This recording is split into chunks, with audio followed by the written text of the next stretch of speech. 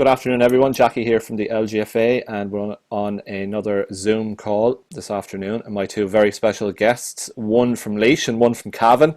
Top left-hand corner is Tracey Lawlor, and on the bottom of the screen is Aisling Maguire from Cavan.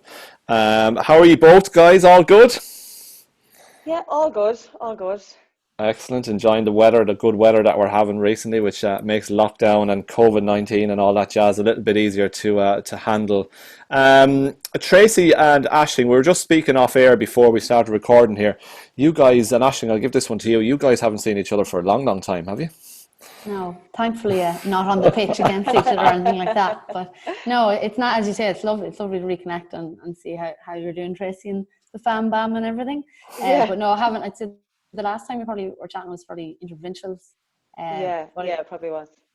But like, I suppose any kind of football or people that you meet or through college or friends, like it's probably like you're chatting to them every day. You know, you can pick up the phone very easily and reconnect.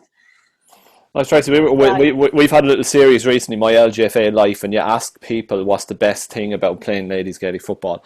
And I think everyone that's done the Q&A with me so far has said the friendships that you make. So obviously you two guys were together in UCD and won an O'Connor Cup medal together in 2005. You have 3 medals, Tracey, and you have 2. Yeah. Ashley, what do you remember of those great days, Tracey, with UCD? I think, like you say, it's the friends you make. Like I might not have talked to Aisling in years, or even any of the girls that I played with in UCD for those 4 years I was there. But if you met them now, you just chat away as if you've seen each other every day. And I also think, like, for football, for anyone who is like going to college at the minute, college football is so competitive. And I think it made, like, it helped me so much as a player. I think I came out of college, like, I'd say 200% a better player than I went in. I feel like, I mean, the coaches that get involved and the players that you play with, like some of the players that I got to play with in UCD over my 4 years, like I was just like nearly in awe of them. Do you know what I mean? We had lots of county players and like really skillful players. Obviously we won 3 out of 4 when I was there. So we did have a really, really good team and a really good mix of players from all different counties. And if anyone ever asked me, I would always say that, like, playing in UCD with those type of players at that level, it really, really made a difference to my football when I came back to Laois and when I went back to my club. I just feel like it brought me on so much.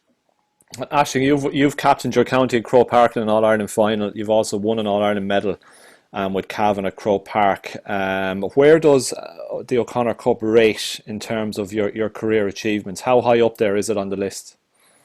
I think partly for some of the reasons that Tracey had mentioned there, I suppose, like going to college.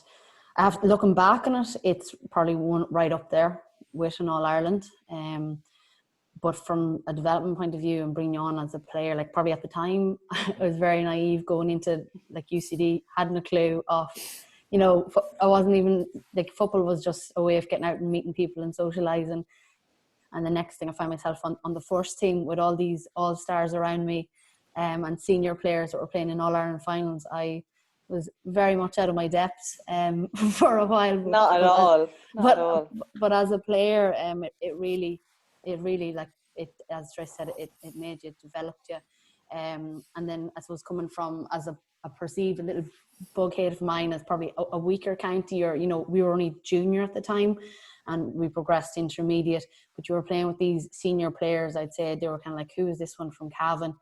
But I probably had no fear really. I was kind of thrown in at the deep end, and I was able to rub shoulders with all these great players like Tracey. Like we were only probably overlapped for 1 year, but yeah, like herself, with Dublin players, Kerry, Cork, like we had the players were unbelievable, and it still is probably the best football that you will play. And I always, as Tracey said, encourage girls that are going to college. And you can see the improvement of girls, especially when they're coming back to county or even at club level, the improvement they make in that such a short space of time, because you're marking these girls 2-3 days a week and you're improving all the time. Like, yeah. But Tracey, I think she's doing herself a little bit of a disservice there by playing herself down. I mean, I've seen absolutely. I've seen Aisling playing plenty of times, one of the finest forwards in the country. I'm sure she slotted in fairly quickly, Tracey.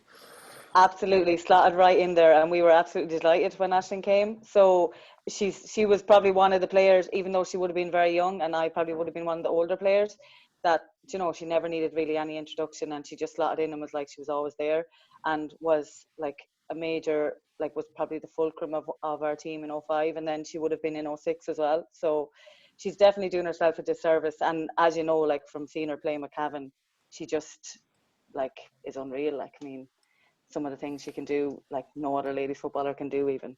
There's an old saying, she could nearly make the ball talk, Ash. I'll tell you, I've seen enough of you down through the years. Ash, you were part of our office, a very valued and much loved member of our staff, I have to say, for a while. You've since moved on, so what are you doing with yourself these days? Yeah, moved on to a different role. Well, similar, I'm still a sports development officer, but I work with the Cavan Sports Partnership. So similar roles that you're trying to increase participation. So instead of just ladies football, it's across all sports and it's across all community and age groups. We're working with disadvantaged communities in Cavan, and you're trying to increase participation, break down barriers. Which I love, because obviously I love sport, and you know, it's not everybody's cup of tea, or they think that they don't like sport or a certain type of sport. But with this role, you know, there is something, whether it's physical activity, whether it's walking, running, cycling, or whether it is getting involved in a sport, there is something for everyone, and it's just great to be able to be part of that and promote sport and physical activity as part of people's everyday life. So whether it's kids, older adults, disability, inclusion. There we are. Guest. Hello, Bud. That didn't take long. And Ash, how have you found everything during lockdown in terms of how work has changed? Obviously, we're all working remotely and that now. How have you found that and that challenge? Kind of twofold, to be honest. Look, we're working at home, but I suppose a lot of our work would be, you know, working with communities, talking over the phone, on the computer, emails, and linking up that way. It is a bit difficult because I suppose when you're playing a lot of sport and then your work is involved in sport and then everything is kind of nearly shut down, that it's very hard. So like everyone else, as you're trying to reinvent or how you work. So we're doing a lot of virtual activities, like education and training, so that when people are ready to return to sport, that you're helping clubs and volunteers, that they're in that position to go back. So that's good. Excellent. Tracey, you have your hands full. Family life is busy, isn't it? It is very busy at the minute. Yeah, Cian is 4, and I have a little boy, James, who is 4 months old. So congrats. It's mad busy here. And how have you found the last few months, Tracey? Because we've 2 boys here as well, and it can be it can get quite hectic. Let's just say that much. Yes, I just think it's very tough. Like, I've been on maternity leave since the start of COVID, and I mean, it's obviously hard to entertain a 4-year-old who just wants to be outside all the time, running around. You need somewhere to run off that energy. And he would be used to, as well, being around a lot of other kids, because he would have been minded with other kids and stuff. So it's hard on them as well. I mean, sometimes I was like, the days are really long, but at the same time, I feel like it's flown by. And at least the restrictions are like lifted a little bit, so he can see some of his friends. Like, he has a little cousin who just lives down the road, who's only 6 months younger or older than him. So that's kind of helped him a lot, I think. Yeah. Being able to even just pop down to the gate to say hello. Yeah, I think Jack said to me here one of the days, I miss my friends, you know, and you kind of maybe sometimes don't think that it actually it's affecting them as it does. It really does, you know. Tracey, I have your roll of honour here, right? And it's quite a lengthy list, right? So you obviously retired from Inter-County in 2014 and you retired from club in 2019 with the following haul: an All-Ireland medal, 4 All-Stars, 4 Leinster senior county medals with Laois, 8 senior Laois club championship medals, 3 Leinster senior club championship medals, 3 Leinster senior league medals, 3 O'Connor Cup medals, 1 intermediate Laois junior, 1 intermediate Laois club championship medal, 1 junior Laois club championship medal, 1 under 16 Laois championship medal, 2 minor Laois championship medals, and what probably should be in that list as well, on the TG4 team of the decade as well. Tracey Lawlor O'Leary, that is one hell of a haul when you look back in your career. When it's called out like that, I mean, how does that make you feel?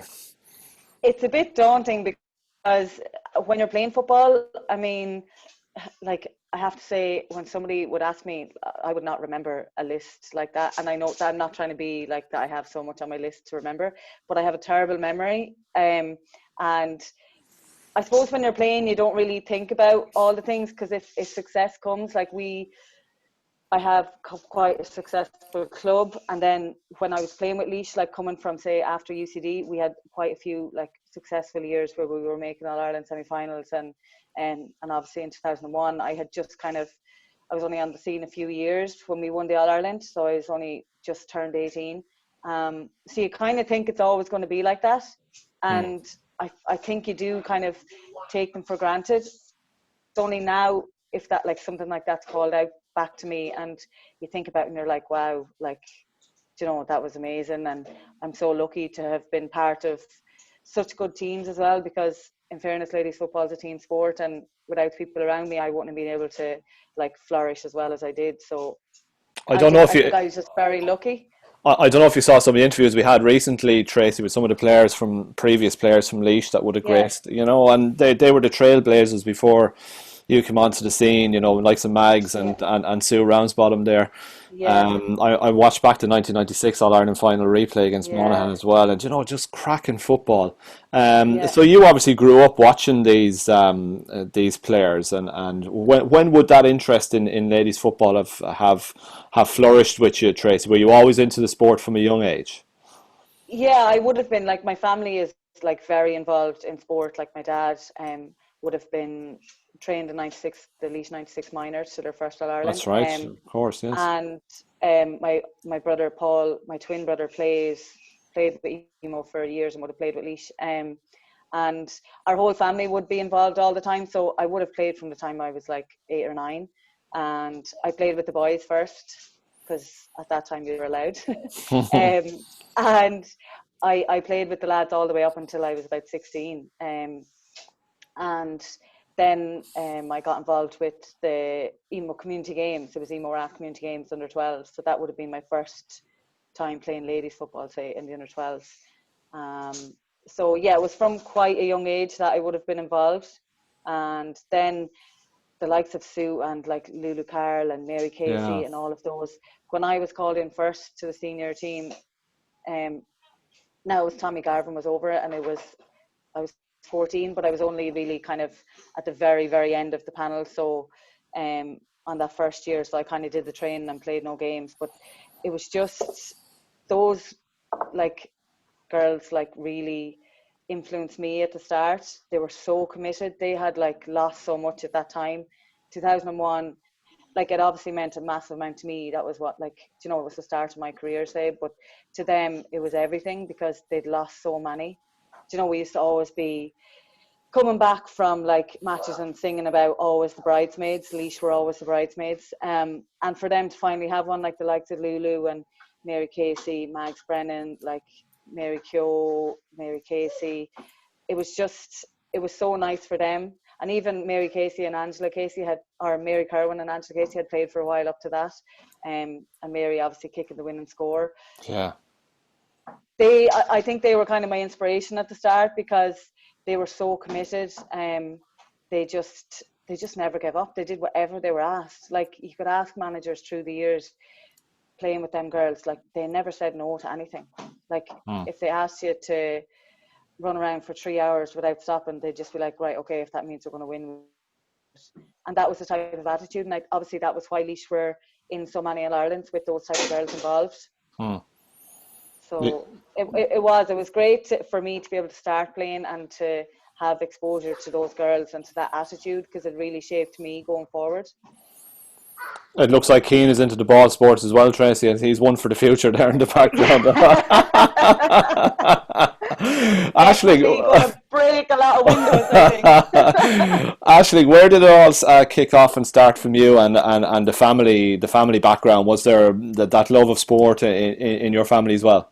Yeah, so I'm one of 5, so there's probably 3 of us close in age. I have an older brother, he's only about a year and a half, and I have a sister, Clodagh, she's a year younger than me. So I suppose the 3 of us would have been as thick as thieves and out playing all the time. Like, our dad, heavily involved in GAA and other sports, but he would have been playing, so he would have been dragging us everywhere with him. And he was the chairperson as well, so we basically lived at the local pitch. So it was very hard not to get involved. So no, I say him like that, and it's just gas to see now that, you know, we would have played with the boys. Like there was no real girls football around me. Like my club's only, but I think we're actually celebrating 25 years this year.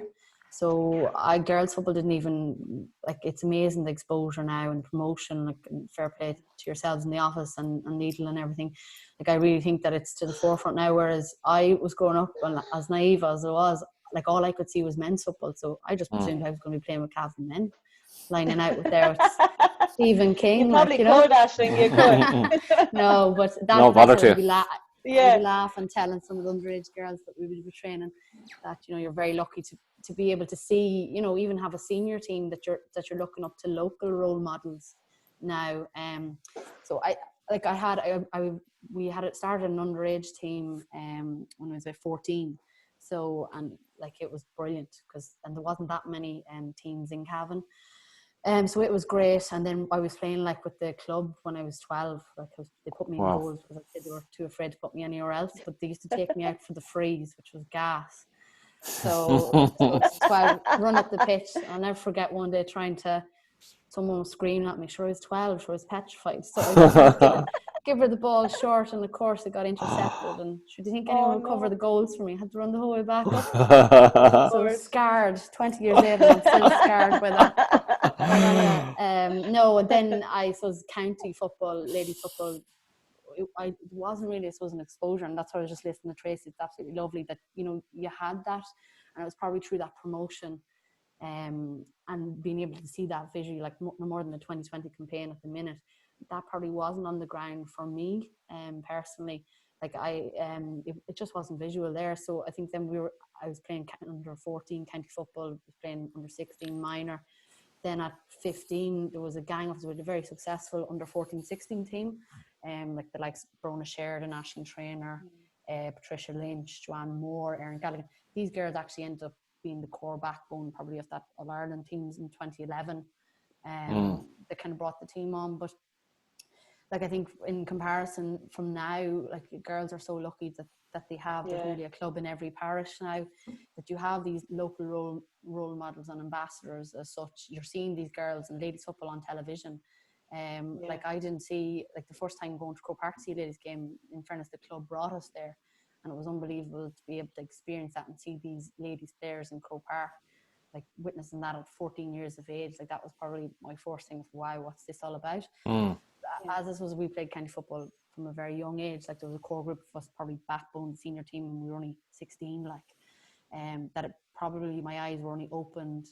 Like, I just loved football. I just would have played every night of the week out in the garden. Everyone, I never knew, not that I didn't take it too seriously, I just didn't know any different. So it was probably when I went to college and I was introduced to like these Tracey Lawlors and Nuala O'Shea's, Mayo, Marie O'Connell, Galway, you know, Grania Nulty-Mead, all these amazing players, Lorraine Muckian, that I kind of was like, okay, so, you know, rubbing shoulders with these girls and seeing the preparation and the work that goes in behind it. Like, we learned a lot from that.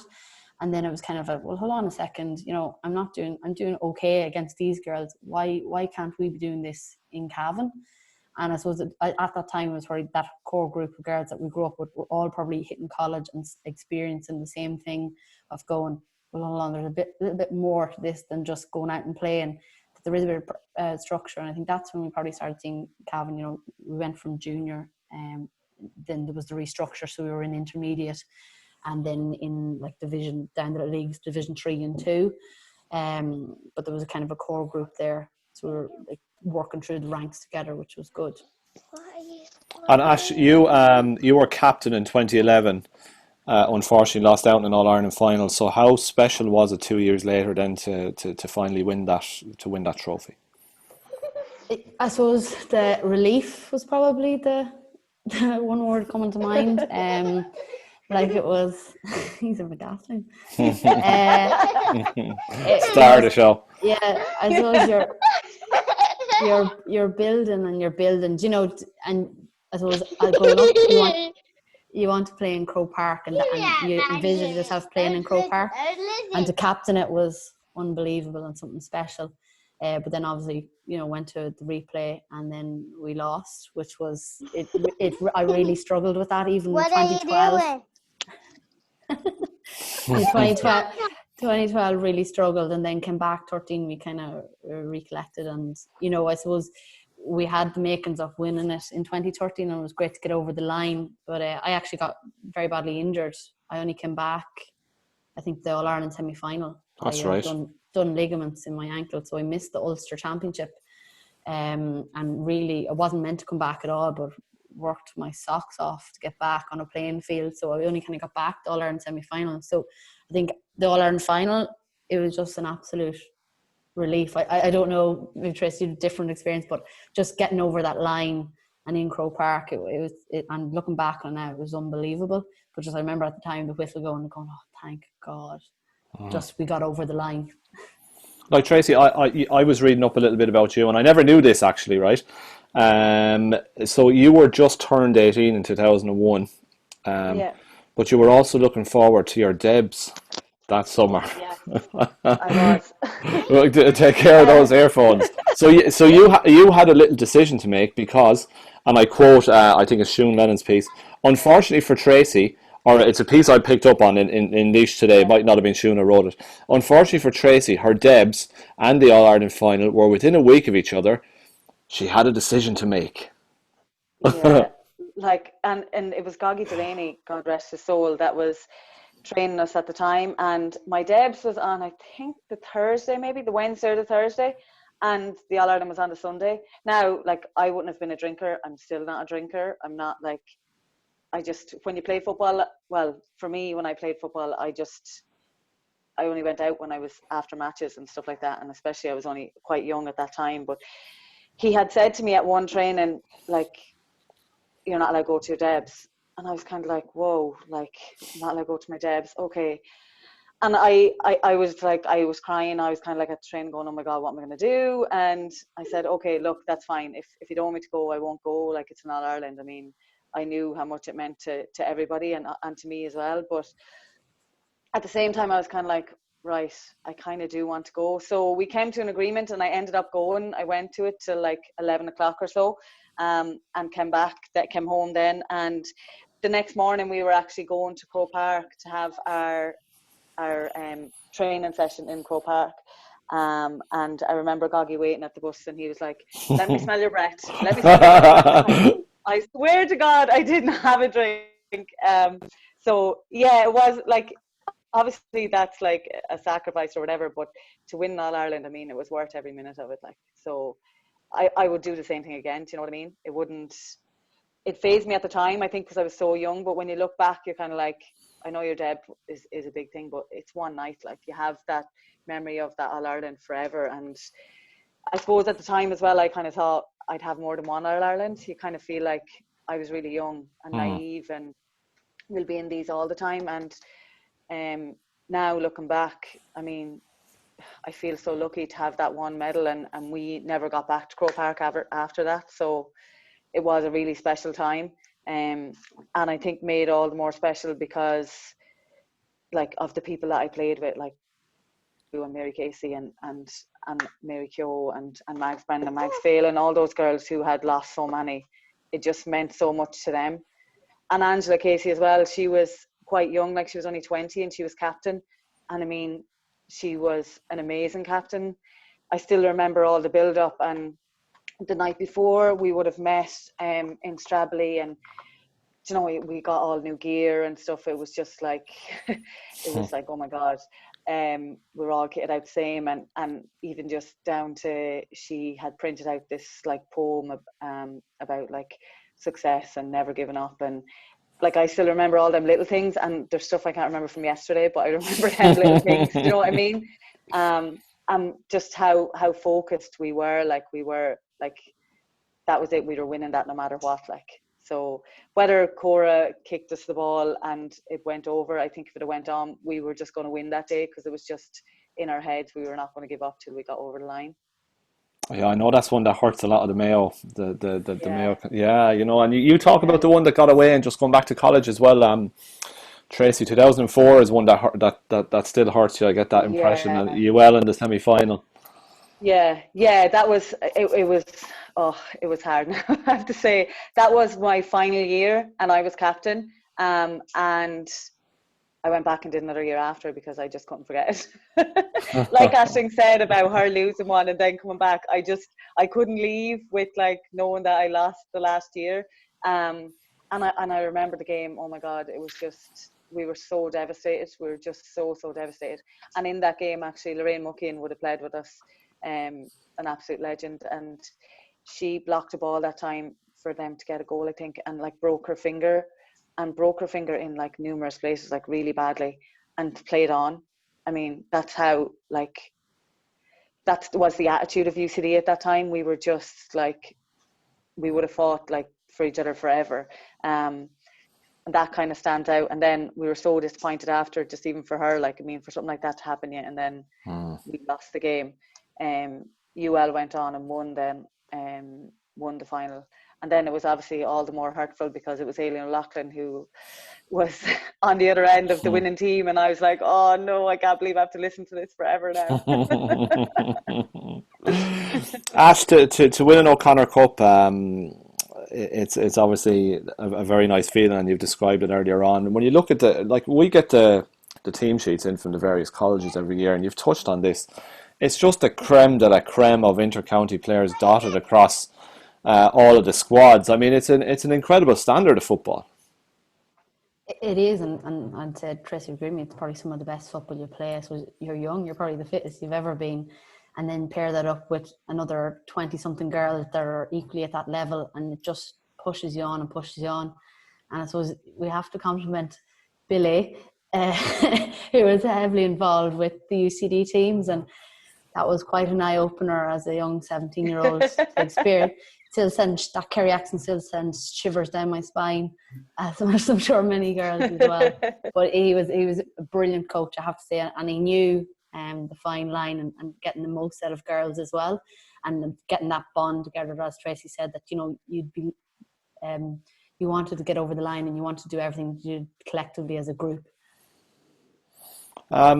Ash, how was Donald keeping? He's obviously a big Liverpool fan, and Tracey, your husband, is not a big Liverpool fan, as I well know from social media interactions. So, yes. How's Donald doing? Looking forward to the resumption of the Premier League as well, I'm sure, Ash. He's great, yeah. He's 6'4", but I think he's about 6'8" these days. You know, so Liverpool, he can finally get one over on the Man United fans. Yeah. But hopefully it will resume, and they'll. However, like there'll always be like Peter saying, "Oh, it was the year. You know, you could have done this, you could have done that. You were handed it in the end, and blah blah blah." Handed it, 25 points clear.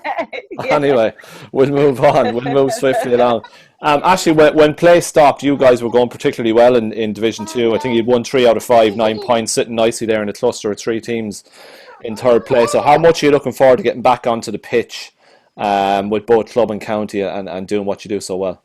Yeah, well, I suppose it's great to actually have a date, and I think a lot of girls would say that as well, that you have something to work towards. Now we have, like, in fairness, our with the county team, we like have this S&C coach who's been fantastic, like sending us our weekly programs, and not much has changed, Tracey. I do need the extra push, but no, I do actually love the structure of being said, okay, you need to do this, what we need to do, X, Y, and Z. And it's been great to have that to keep you on track, so that when we do go back to the pitch, that you are ready to play football, which is what we all want to get back to. Yeah, we're really looking forward to seeing you getting back playing, Ash, and obviously flirted with relegation a little bit last year, but avoided it, which was a massive thing for Cavan. Tracey, what was if I can ask you this question, you obviously enjoyed great success with both club and county. So you retired from inter-county in 2014 and club in 2019. Maybe it's an unfair question to ask, but what was the bigger wrench for you? What was the one that you felt was the hardest decision to make? I think stop playing club football, because I think when I decided to step away from Laois, I kind of always said that I'm a very competitive person in general, and I kind of always said that in my head, if I didn't love going training and, you know, love playing games with Laois, say, at that level, that I would like step away really quickly. And And it wasn't that I didn't love it, but it was just getting to be like a bit more of a chore than it was before. So I stepped away from Laois, and then I felt like I still had something because I still was playing my club, and we were quite successful. So I still had all, you know, like and Sarsfields, we would still be like training a lot, and you know, it's a quite a high level as well. So we would have been involved in entry finals and that. So stepping away from Laois, I still had club and I mean playing with my friends, and had the structure of training all the time. And you have a driver as well that got you around. Yeah. So I think it was harder probably to step away from. Just one second. It was harder to step away from club because I knew that was the end of my playing days, really. But it was a decision I made. Like, I had Cian, and I knew that I wanted to have another one. I don't know why, Cian.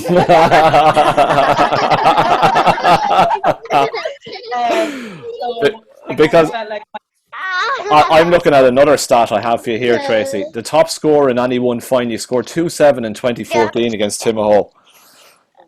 Wow, that's a fair haul.